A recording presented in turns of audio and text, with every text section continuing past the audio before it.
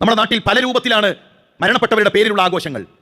ചില നാട്ടിൽ 3-ാം ഫാത്തിഹ, 7, 40 ആണ്ട്. ശരി, ഇസ്ലാമിക ചരിത്രത്തിലെ ഹദീസിന്റെ ഗ്രന്ഥങ്ങളിൽ എവിടെയെങ്കിലും 3-നെ കുറിച്ചോ 7-നെ കുറിച്ചോ 40-നെ കുറിച്ചോ ആണ്ടിനെ കുറിച്ചോയുള്ള പരാമർശങ്ങളുണ്ടോ?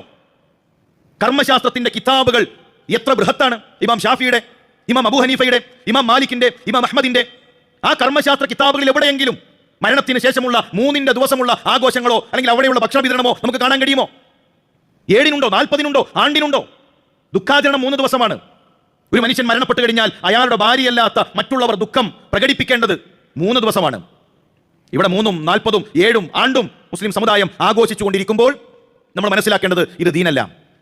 പ്രവാചകൻ സല്ലല്ലാഹു അലൈഹി വസല്ലം പഠിപ്പിച്ചു, മൻ അമില അമലൻ ലൈസ അലൈഹി അംറുനാ ഫഹുവ റദ്ദുൻ.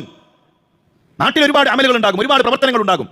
ആ അമലുകൾ നിങ്ങൾ തൂക്കി നോക്കേണ്ടത് ഞാൻ പ്രവർത്തിച്ചിട്ടുണ്ടോ എന്നാണ്. അല്ലാഹുവിന്റെ റസൂൽ സല്ലല്ലാഹു അലൈഹി വസല്ലം തങ്ങൾ പ്രവർത്തിക്കാത്ത അമലാണെങ്കിൽ, നാട്ടിലെ ഭൂരിപക്ഷം ചെയ്യുന്നതാണെങ്കിലും നാട്ടിലെ മഹല്ലുകാർ നടത്തുന്നതാണെങ്കിലും ജനകീയ ആഘോഷമാണെങ്കിലും എന്താണെങ്കിലും അത് ഇസ്ലാമിന്റെ പേരിലാണെങ്കിൽ അവിടെ ഒരു മുസ്ലിമിന് പങ്കെടുക്കുക സാധ്യമല്ല.